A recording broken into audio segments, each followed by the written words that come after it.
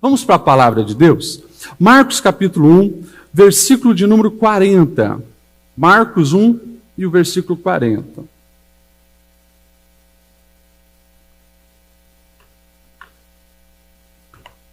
Evangelho segundo escreveu Marcos, capítulo 1, verso 40. Quem achou diz amém. Diz assim a palavra do Senhor. E aproximou-se dele um leproso, que rogando-lhe e pondo-se de joelhos diante dele, disse: se queres, bem podes me limpar. E Jesus, movido de grande compaixão, estendeu a mão, tocou e disse: quero, se limpo. E tendo ele dito isso, logo a lepra desapareceu e ficou limpo. Advertindo severamente, logo despediu. Próximo. E disse-lhe Jesus: olha, não digas nada a ninguém, porém vai, mostra-te ao sacerdote e ofereça pela tua purificação o que Moisés determinou, para que lhe sirva de testemunho. Mas, tendo ele saído, começou a apregoar muitas coisas e divulgar o que acontecera.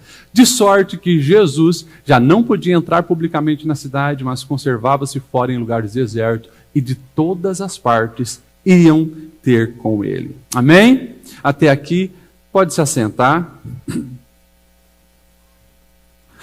Na tela podemos deixar ali o versículo 40. Pode deixar na tela, Marcos 1 e 40.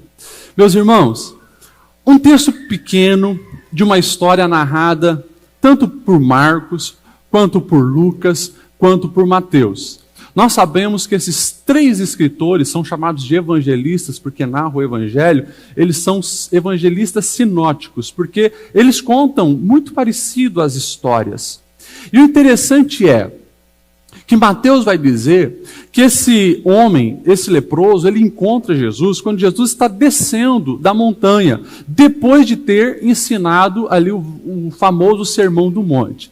E o texto deixa bem claro, quem que se aproxima de Jesus, mesmo com máscara? Vamos lá, vocês vão me ajudar. O que esse homem é? Um leproso.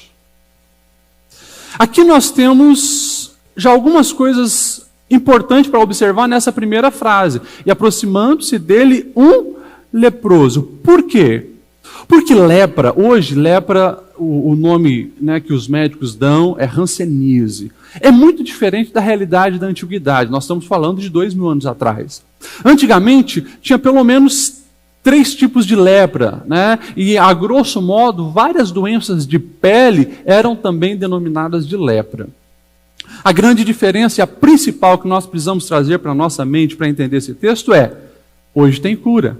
Hoje, uma pessoa ela é tratada da hanseníase e ela vive praticamente normal como qualquer outra pessoa. Há 2000 anos atrás, não tinha cura. A lepra, e o principal tipo de lepra, vai comprometendo várias partes do corpo, principalmente a nossa camada de pele. Ela vai engrossando, ela vai perdendo os sentidos, vai criando odor e assim por diante. Nós sabemos que a lepra, ela vai literalmente consumindo o corpo de fora para dentro.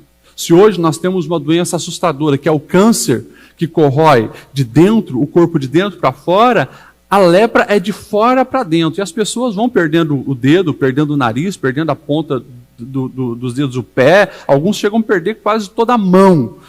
O que a lepra vai fazendo com a pessoa.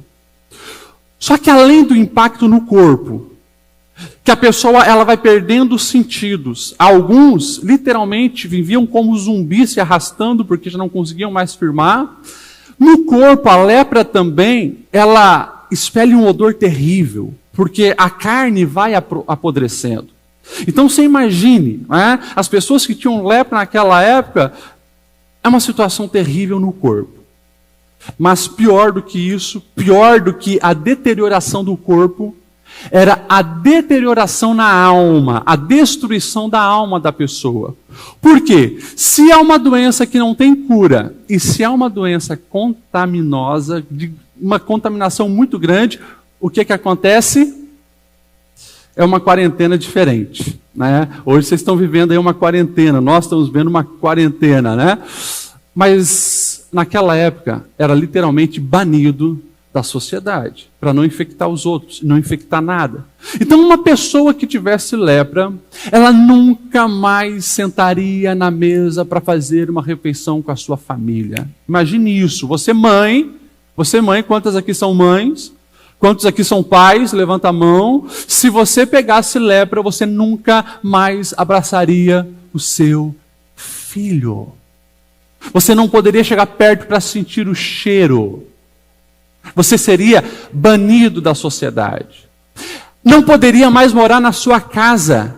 Naquela época a regra é, pegou lepra, vai ser expulso da cidade, vai morar fora dos muros. Por quê? Porque tudo que toca está contaminado. Então, para fora da cidade. Emocionalmente essas pessoas eram devastadas. E tinha algo pior.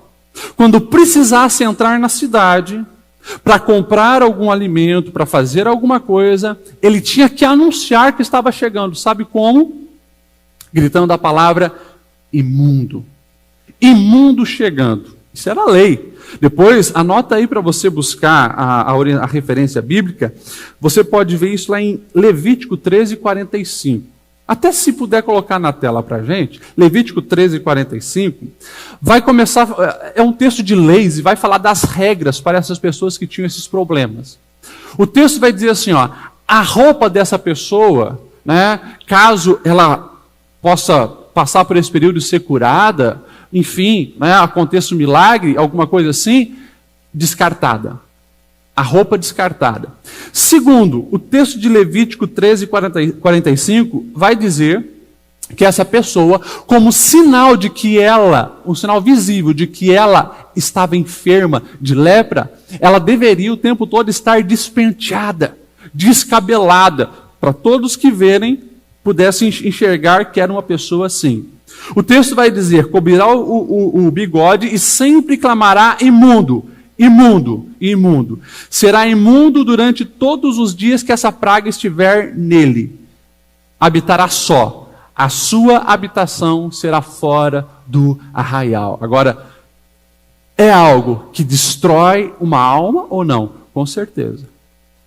Pior do que isso, destruía também toda ligação espiritual. Nós estamos falando de um tempo onde nessa sociedade dos judeus, a fé era manifestada ou nas sinagogas, recebendo as instruções, ou no templo, você levando os sacrifícios, podendo fazer a sua adoração. Agora, nesses lugares tem pessoa. O leproso tem que se isolar de gente. Então, o leproso, ele era banido de toda a vida social, toda a vida religiosa, toda a vida familiar. Era decretado, literalmente, a destruição dessa vida.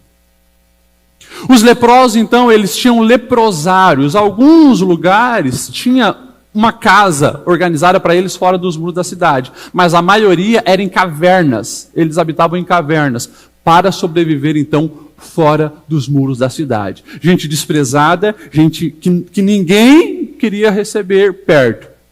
Mas o pior de tudo era o olhar de desprezo.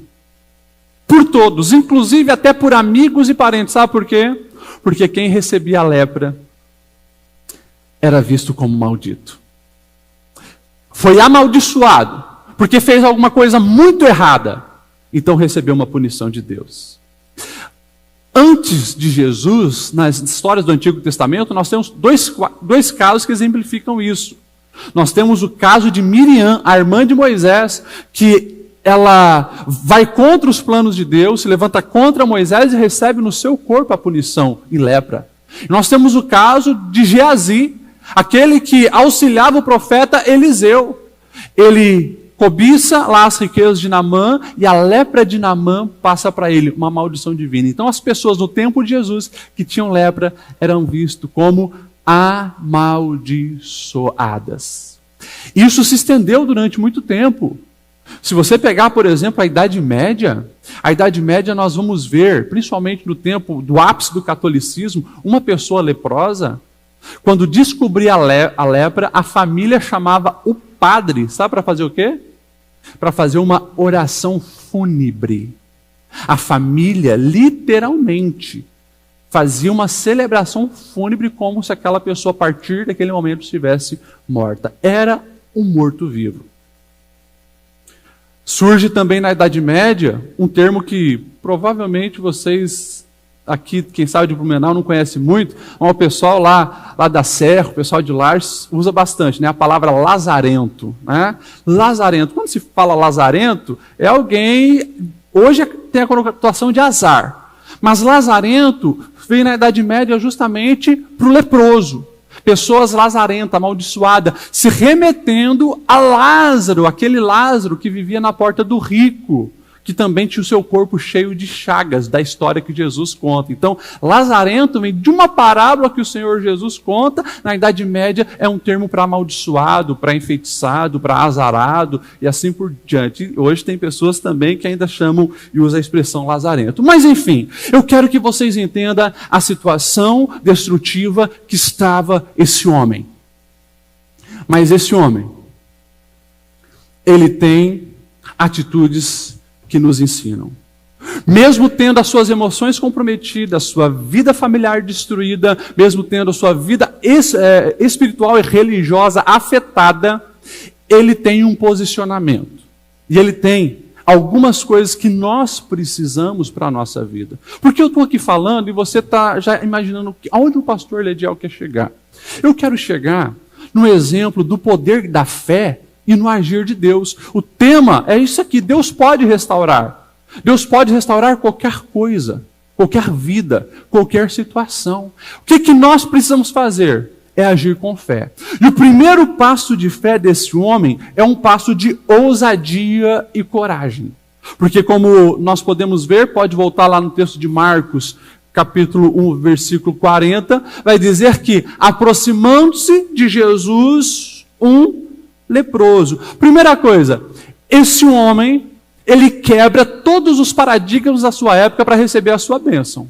É bem provável, ele ouviu falar de algum milagre que Jesus tinha feito, e Jesus nessa época não tinha feito muitos milagres, porque era o primeiro ano do ministério de Jesus. Tinha feito o milagre de Caná da Galileia, a primeira pesca maravilhosa, bem provável a cura da sogra de Pedro, alguns milagres ali em Cafarnaum, na cidade de Cafarnaum, e isso chegou aos ouvidos desse homem. O que ele fez? Ele ativou a fé. E naquele momento de angústia, aquele momento de tristeza, aquele momento de complicação, ele sabe, ele precisa dar um passo de ousadia e coragem, porque só depende dele. Você acha mesmo que alguém ia lá chegar perto dele e dizer: olha, eu ouvi falar de um homem que está aí fazendo milagres, quem sabe ele não pode te curar? Muito difícil, porque eles eram vistos como amaldiçoados. Ninguém queria relacionamento chegar perto desses homens, que eram leprosos. Mas ele ouviu falar de Jesus. Ele dá o passo de fé. Ele rompe paradigmas. Ele não poderia se aproximar. E o texto deixa bem claro lá da lei. Se chegou perto das pessoas, chega gritando: imundo, imundo. Ele não chega fazendo isso. Ele, com esse ato de coragem, ele vai e ele se prostra diante de Jesus. Talvez você está aqui, você já muitas vezes, veio nessa igreja colocando uma situação complicada. Muitas vezes você chegou aqui com o coração partido, muitas vezes você chegou aqui sabendo que aquela situação que você está orando é só um milagre. Mas deixa eu perguntar para você, qual o nível da sua ousadia diante de Deus? Você tem ficado na média? Centenas de pessoas passam nesses bancos todos os dias. Centenas de pessoas passam aqui na frente, e alguns, engraçado, às vezes eu estou ali, tem pessoas que passam aqui na frente e até fazem o sinal da cruz. Uma religiosidade, padrão, seguindo o protocolo religioso. Mas a pergunta é: o que você tem feito de extraordinário, de surpreendente, fora da lógica, para atrair a atenção do Senhor, para manifestar a tua fé? Esse homem, ele é ousado. E ele está naquele quadro de pessoas que alcançam a sua bênção pela ousadia, pela fé, pela coragem. Nós temos, por exemplo, aquela mulher Ciro-fenícia, que ela vai desesperada gritando atrás de Jesus: Jesus, filho de Davi, tem misericórdia de mim. E Jesus, sai de perto, fica quietinho, e ela continua. Olha só a atitude de ousada: Jesus, filho de Davi, tem misericórdia de mim. Até que os discípulos dizem: meu Deus, cara, essa mulher não para de falar, ô Jesus, manda essa mulher embora. Ela supera tudo isso. Supera a negligência de Jesus, ela supera o repúdio dos discípulos. E daí Jesus volta para ela e quando Jesus vai falar, o que Jesus diz? Ô mulher, escuta.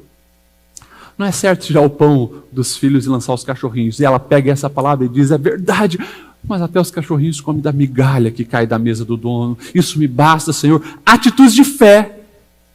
O que a gente vai falar do cego de Jericó, o Bartimeu? Também. Coloca a fé em Jesus. Jesus, filho de Davi, tem misericórdia de mim. As pessoas falavam, fica quieto, você está atrapalhando, cala a boca. Atitudes ousadas, corajosas, continua gritando desesperada até receber a sua bênção. Escute o que eu vou te dizer, escute bem. Tem pessoas que fazem loucuras no momento de extrema aflição.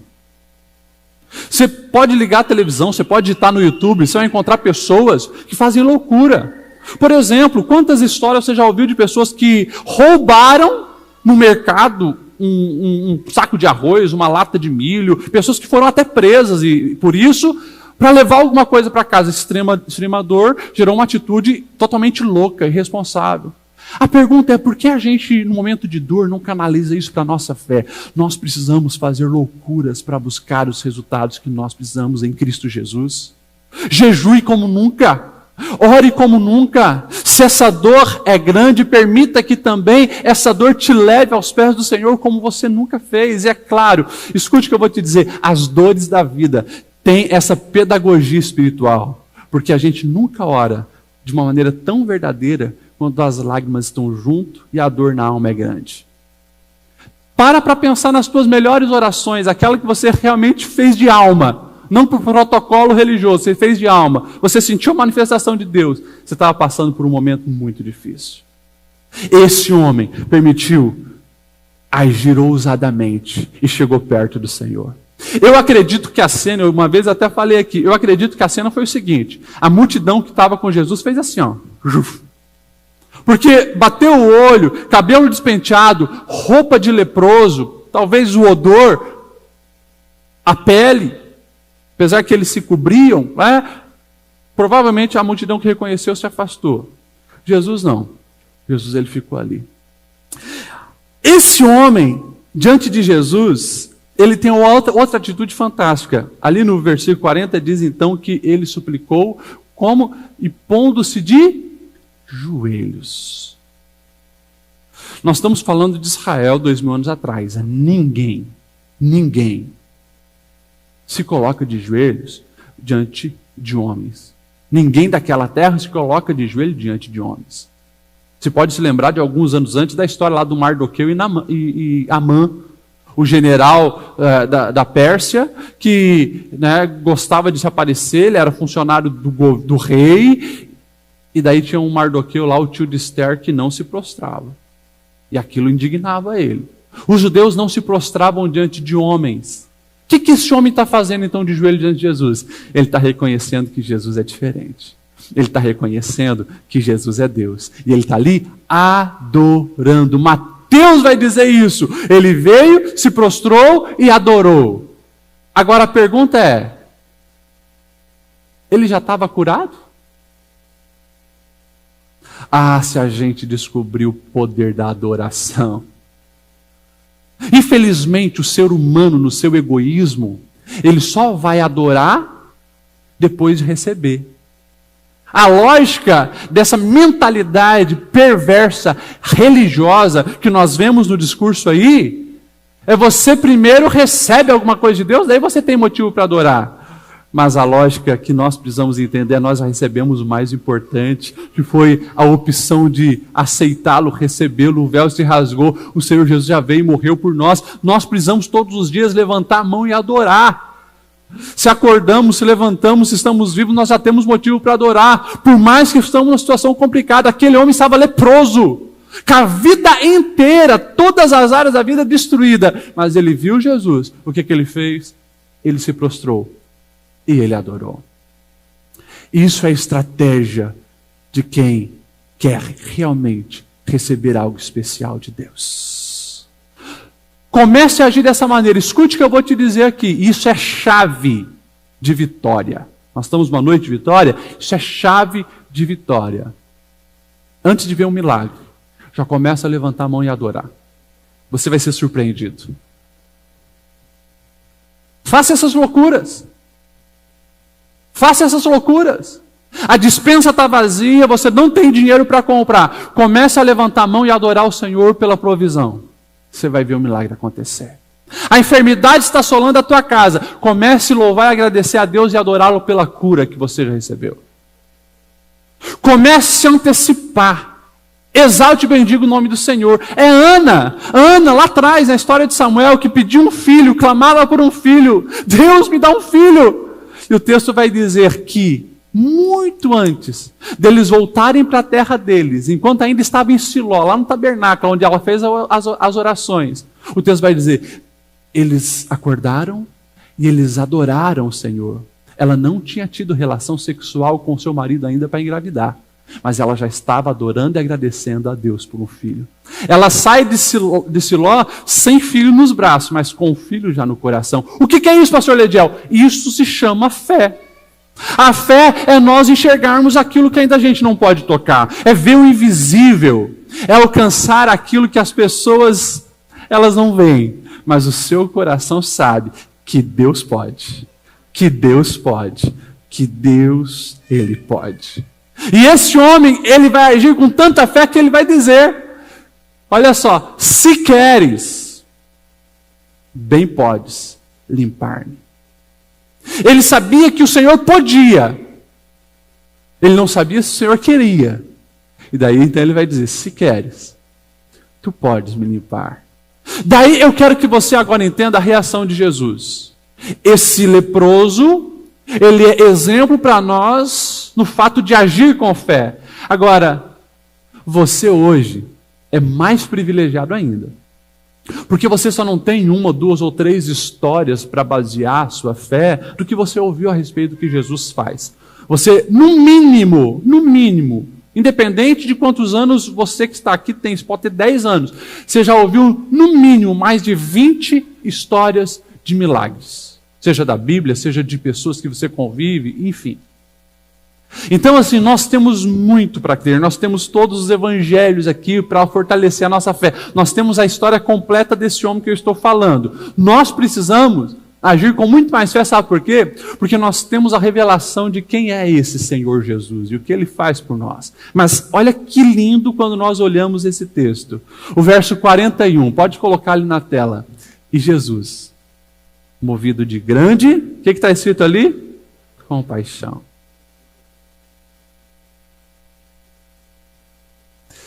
Compaixão. Jesus olha para aquele homem, Jesus se identifica com ele. Jesus olha para aquele homem, Jesus sente a dor dele. Jesus olha para aquele homem, Jesus sabe o que se passa na alma, no coração, na mente desse homem. Jesus tem compaixão. O coração do Senhor se aperta de amor por aquela vida. Eu quero perguntar para você que está aqui, você já se perguntou algumas vezes, Jesus de fato está te vendo? Você já se perguntou algumas vezes se Ele entende o teu sofrimento? Já se perguntou algumas vezes, Senhor, olha o que está acontecendo, tu não vê o que se passa? Eu sei que você já falou isso, talvez pode não ter falado para alguém, mas essa mente já se questionou muito. Eu vim aqui com um profeta de Deus para dizer para você que sim, Jesus vê, Jesus sabe, Jesus te entende. Jesus chora contigo. Jesus sabe o que é o abandono, o que é desprezo, sabe o que é a dor física, Ele sabe tudo isso. Tudo isso Ele passou por nós. Deus conhece o meu e o seu sofrimento. Se Ele conhece o meu sofrimento, se você sabe que Jesus, mesmo sendo a figura mais importante da história, já parou para pensar nisso? É a pessoa mais importante da história, tanto que Ele dividiu a história no meio. Hoje, nós estamos falando do ano 2020 depois de Cristo. E o que vem antes é anticristo, porque ele é o marco principal. Mas ele não é nariz empinado, arrogante, orgulhoso. Ele é alguém que nos vê, nos entende, nos recebe, nos compreende, nos abraça, nos ajuda. Esse é o nosso Senhor. A pergunta é: por que você está buscando solução em tantos outros lugares e não foi direto no Senhor Jesus? É Ele, mas é clamar calma. É saber que Ele não é o que muitos religiosos estão falando que Ele é. Ele é gentil, simples, humilde, que te entende, te recebe. Se a multidão se afastou, Jesus está paradinho, sofrendo a dor daquele homem. É isso que Ele faz com a gente hoje. É da mesma maneira quando você está desesperado, chorando, buscando uma solução. Ele está ali. Ele não fugiu como a multidão. Ele não está te desprezando. Ele não está te julgando. Está ali, parado. E daí o texto vai dizer assim, ó, cheio de compaixão, Jesus estendeu a mão e tocou nele. O que isso significa? O desejo do Senhor se envolver ainda mais. Ele teve compaixão, mas ele se envolveu. Muitas pessoas tocariam naquele homem. Sabe quando? Quando ele tivesse curado. Se o sacerdote comprovasse que está curado, daí quem sabe a esposa ia vir abraçar, se ainda tivesse a esposa. Um filho, um parente, um amigo ia bater nas costas. Agora, leproso, ninguém ia tocar. Só esse doido chamado Jesus. Sabe por quê? Jesus, Ele quer se envolver com a gente, mesmo a gente nessa situação que nós estamos. Sujos, com feridas, destruído, acabado. Talvez você mesmo olhe para a tua situação e nem você se gosta mais. Mas o Senhor Jesus gosta. E Ele vai tocar. Ele se envolve. Ele chega. E o interessante, eu imagino a multidão fazendo assim, ó. Pensando que Jesus ia ficar leproso. Jesus olha para aquele homem que disse, Senhor, se queres, pode me curar.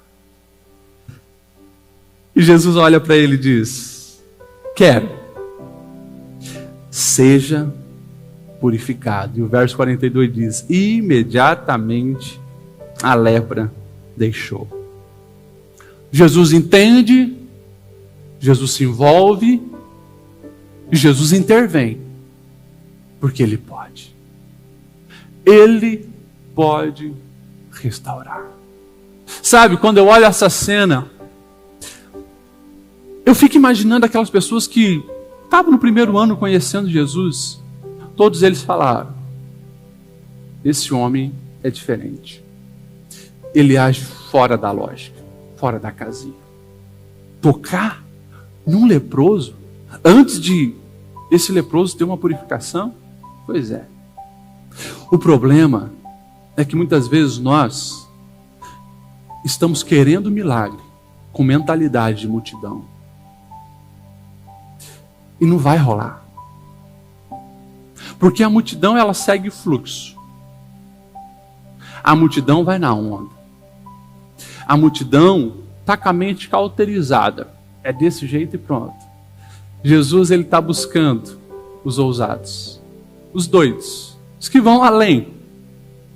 Aqueles que manifestam a fé não se preocupando com o achismo dos outros. Porque Ele sabe que os outros não podem fazer nada. Então, que as expectativas dos outros se frustrem. Mas quem pode? E que a expectativa do meu Deus sobre mim, que essa seja alimentada, que essa seja cumprida. Aquele homem recebe a cura. E a sua vida é restaurada. Você está aqui hoje, nessa quinta-feira.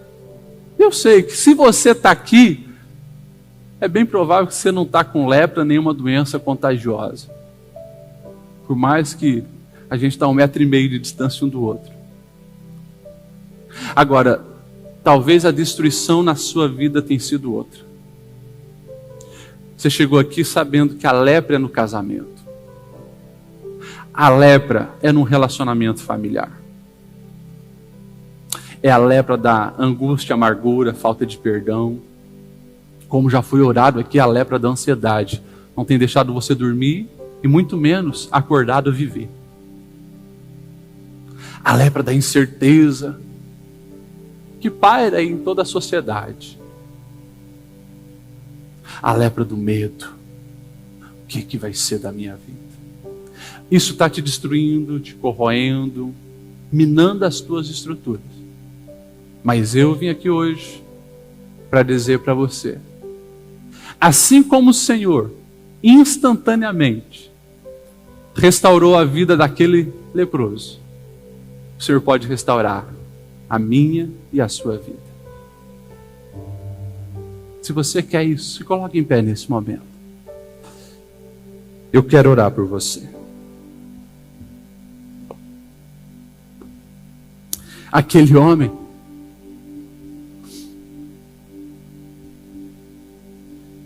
ele deu um passo em direção a Jesus. E ele conquistou